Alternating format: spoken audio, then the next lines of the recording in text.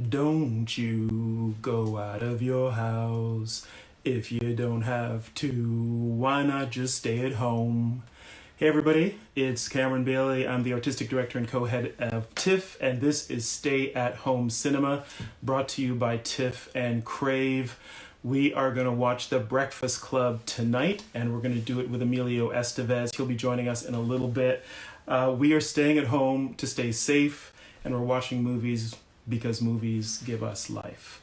Thank you for joining, and I hope what you can do tonight is stay with us on Instagram Live. We're going to talk with Emilio Estevez, one of the stars of The Breakfast Club, and then we're going to watch the film on Crave together all across Canada. If you're on Crave, please join us there. If you're not in Canada, find The Breakfast Club wherever you can, and we're going to be live tweeting it as we watch from 7:30 p.m. Eastern Time in North America. Shoutouts before we start. First of all, to all Indigenous storytellers and their communities from coast to coast to coast. We also want to thank the organizations and the people that make everything we do at TIFF possible, including me in my wife's office right here. And that begins with our lead sponsor, Bell, our major partners, RBC, L'Oreal, Paris, and Visa. All of our government supporters, Government of Canada, Government of Ontario, City of Toronto. If you work for the government, if you're providing an essential service through a government department right now, thank you. Thanks to all the healthcare workers. My own mother was a nurse. I have a lot of respect for healthcare workers, especially now, but let's not forget them any time. What they do is really remarkable. And the TIFF donors and the members also help support what we do. So thanks to all of you out there supporting us with your contributions. Now, The Breakfast Club, you've probably seen it, but if you haven't seen it, this is a story about 5 very different teens who are forced to spend all Saturday in detention at their high school. It was only the second film that John Hughes directed after 16 Candles, but before Pretty in Pink and Ferris Bueller's Day Off. And you know his work as a director really defined the angst and rebellion of white teenage suburban kids in the 80s. And that particular set of awkward feelings seemed very specific at the time, but it's really become universal. It's become a kind of universal language. The Breakfast Club is unique, though. It's all set in one location in the high school, and it's as devoted to dialogue as an Eric Rohmer film. It feels like it has a kind of an influence from European art house cinema, believe it or not, because this is at heart still a teen comedy. But as you watch these characters and those iconic moments, I want you to look for some of the other elements as well. I think it's really fascinating when you watch it after having not seen it for years, as I did recently. Look at the way he uses color, John Hughes uses color, the way the actors, kind of the blocking of them almost feels like it's choreographed, like dance. But there's also great moments of improvisation in the movie as well, and great physical comedy. The way he uses the actors, their bodies, the physical space is really amazing to look at. We're so pleased that one of the stars of the film is about to join us. He's agreed to join us on Instagram Live. Emilio Estevez plays Andrew Clark in the film, the Jock, and he's carved out really a remarkable career. He was already hot at the time. He had done The Outsiders for Francis Ford Coppola. He had made a couple of other films. And going on from The Breakfast Club, of course, he became not just a great actor, but a writer and a director as well. We've been proud to present several of his films at the Toronto International Film Festival, including The War at Home, Bobby, The Way, and most recently, The Public. And he is, I think, one of the most thoughtful and empathetic filmmakers that I know. Emilio Estevez. Oh my God. Oh my God. Thank you so much for doing this, for making the time. I really appreciate it. I'm just going to turn the volume a little bit so I can hear you. Man, I have some questions for you about The Breakfast Club, about your Right. No, of course. Oh, we're going to talk about The take a Breakfast Club. minute. That's right. All right, for everybody, first of all, who stayed with us, thank you. Thank you. And thank you. And also thank you for the invitation to participate. No, And you've been such an extraordinary supporter of mine over the years as a filmmaker. And you know, I told you during our correspondence about this, I never talk about The Breakfast Club, say Elmo's Fire, or Repo Man, or The Outsiders. I mean, I never take those trips down memory lane and rarely talk about them. And so, but when the request came from you, it was something that you made me an offer I couldn't refuse. And so, thank you, man. So, I really appreciate you doing it. So thank you. I know this means a lot because it's not something you usually do. So I really do appreciate that. We are going to go down memory lane a little bit, if that's all right tonight. Of course. No, of course. So I want to begin with that moment, because you had already worked with Francis Ford Coppola on The Outsiders. You'd worked with Alex Cox on Repo Man. The Breakfast Club, by comparison to those movies, was kind of a more mainstream film. What drew you to this particular story and to working with John Hughes? Well, I had auditioned for John for 16 Candles the year before. I auditioned for the Michael Schofling role.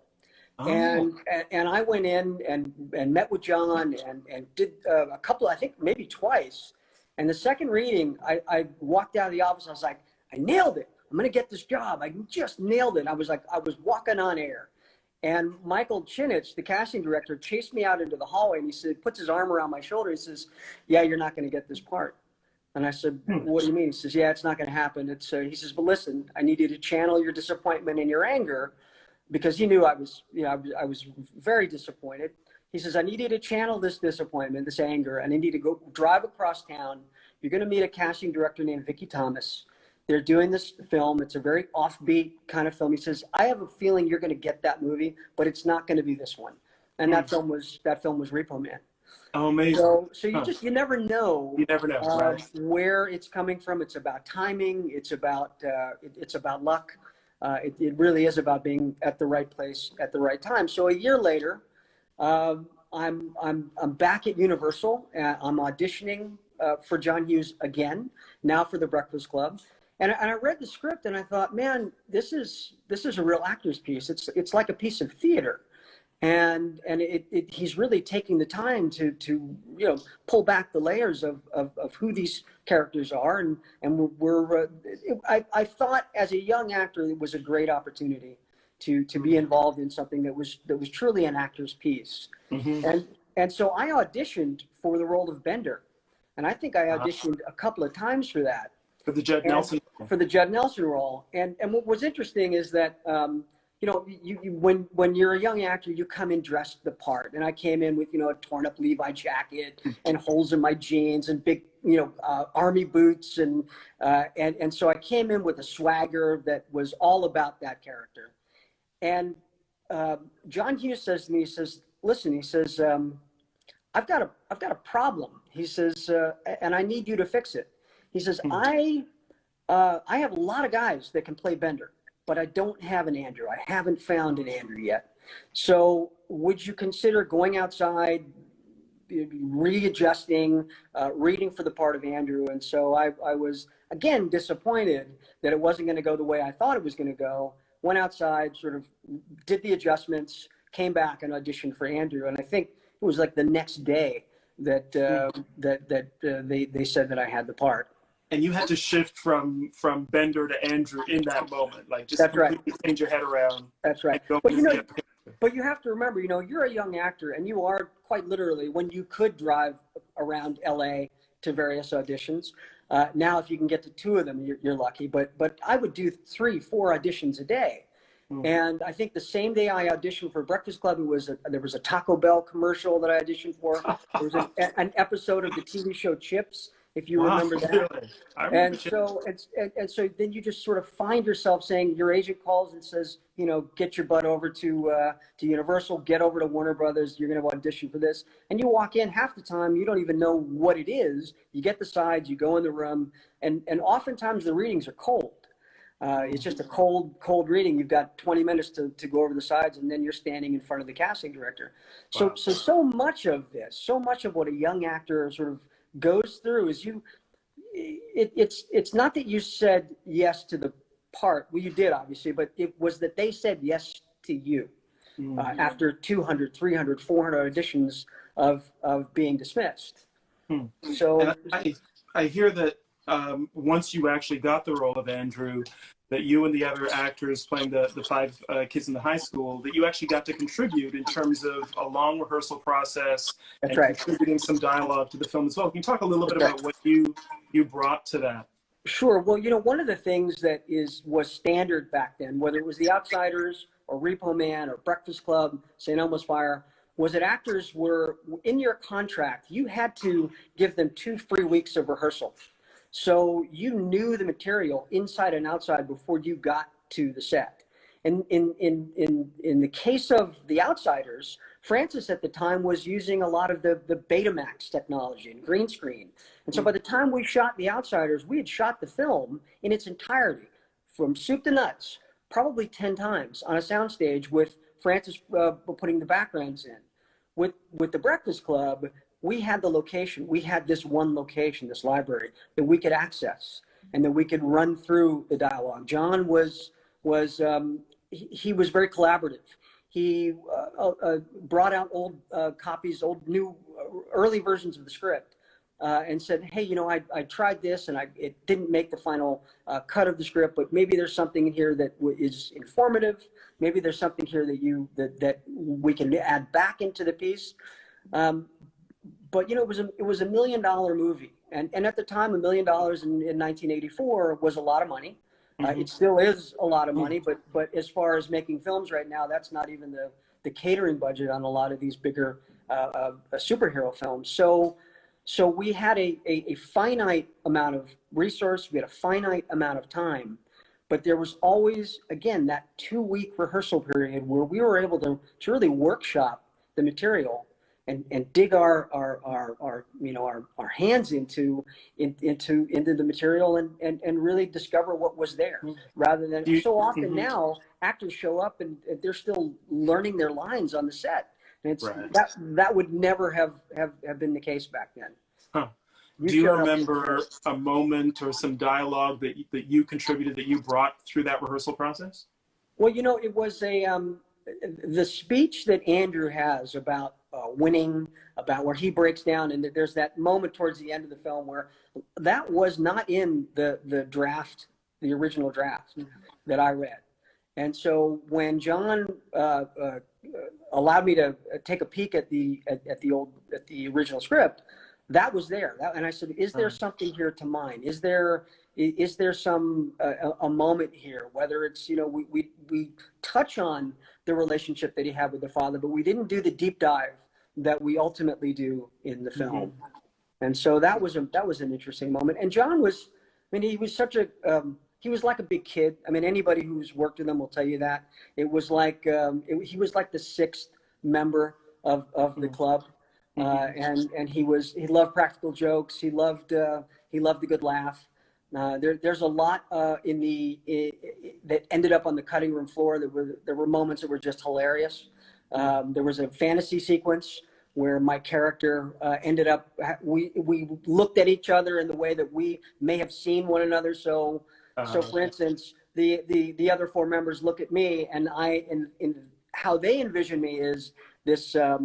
Like a Viking. And so they made this big giant Viking hat for me and put mud all over me, and I was eating a big turkey leg.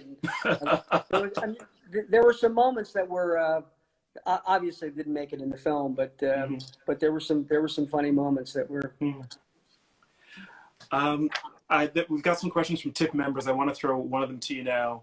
This is from DS Suwa Singh, who asks, what were your takeaways from working with John Hughes? You talked a little bit about that, but tell us more about what that was like.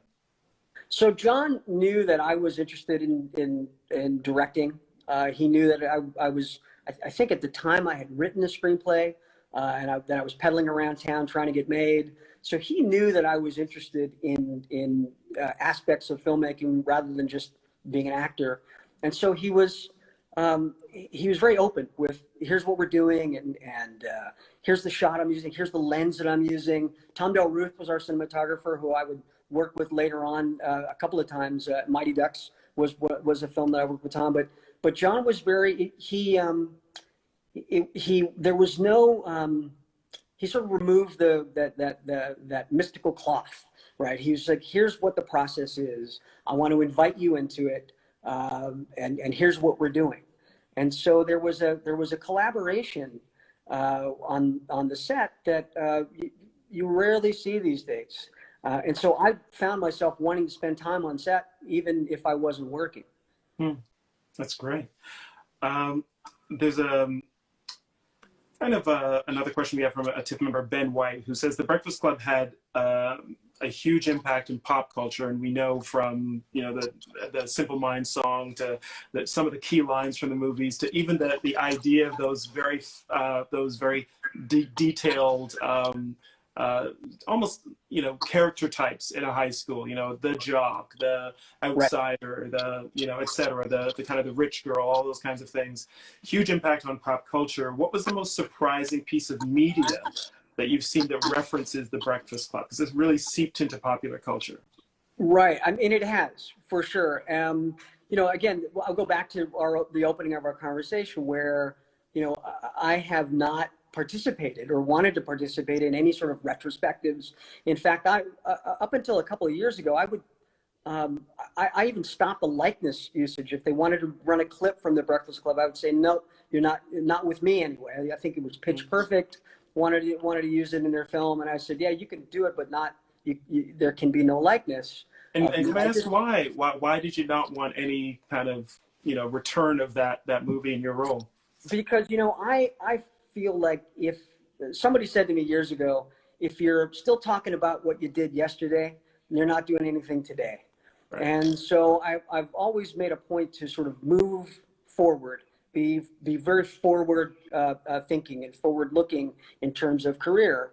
And, I know that it's upset a lot of the fans. I certainly know that it's upset my cast members from the Breakfast Club. I know Molly has gone on the record to say, Emilio just doesn't want to have anything to do with us. And that's really not the truth. I'm very proud of the movie. I'm very proud of my castmates in the film. And certainly, I'm blessed to have been part of a film that has withstood the test of time. But for me, it's very difficult for me to understand why it's such a piece of pop culture and why the nostalgia and yet we're in that period of nostalgia, aren't we? And we're in that, when you think about, nostalgia, it comes from the Greek words, nostros, meaning homecoming, and algos, meaning pain or ache. And so I think movies like The Breakfast Club over time generate a type of nostalgia that I have felt not really connected to until recently. And you may have known, or you may have read that I just recently joined the Disney Plus for the Mighty Ducks TV show. Yes. And again, another thing to my point earlier is I've resisted getting involved in anything that had to do with my past. I know people love these movies, though, man. They do. They do. And I know that the aspects of nostalgia, and they've done some studies on this. Their nostalgia is linked to it's linked to resilience and perseverance. Nostalgia fosters creativity and it counteracts loneliness. And if you think about those three elements, isn't that what we are all sort of finding ourselves in the middle of right now? Right now, absolutely. Yeah, I feel like we need movies like The Breakfast Club and watching them together and remembering those great moments that we felt when we first watched it. And I'm so glad you're doing this. So thank you. I've got a couple of questions. One is from a TIFF member, Christina Shahata, who asks, is there anything about the character Andrew Clark that you've incorporated into your everyday life? His discipline. Andrew was very disciplined, obviously, with his workouts, with his food, with every aspect of his life. Of course, he probably learned that discipline from his father. I would say that my father employs a certain discipline to his work and to how he behaves, and that I've no doubt adopted. I think that that Andrew had a certain discipline, which was also his undoing, because obviously when you are so rigid and when you're so disciplined, it makes it difficult to be flexible, and you can find yourself in a situation where you may be intractable because you are you're so you dug in to a discipline. And so So I think it's a strength, but it can also be a weakness. Absolutely. Now, you wrote, directed, and starred in the film you mentioned, Wisdom, in 1986. Oh, gosh. I'm going to ask you about just your work as a director, though, and a writer, Right. because you're now known as much for that as you are for acting. Is there any through line, do you think, between your voice as a filmmaker now, which is very strong, and that character, that Andrew Clark that you played, and that moment back when you were, a young man playing that role? Because Andrew actually has a rich interior life. He's a jock, but he's a thoughtful jock. Yeah, and it's all your it's films are masked in thoughtful that, as well. but it's masked in that hyper masculinity, though, isn't it? It's that thing that we're we're repulsed by when we see it, but yet once you start pulling back the layers of that onion, that human, you see a vulnerable, as you said, an empathetic individual. And I think if there's any correlation between Andrew and then the films that I make as a director, is that, and I think you stated it beautifully when you in your introduction, which I'm sorry was interrupted by the technical aspect, but Yeah, we're past that now. But there is a sense of empathy, and again, we are at a point in the history of our culture, our planet, where we need empathy more than ever. And I think that the films, whether it's Bobby or The Way, or even in the public, those are examinations of our humanity.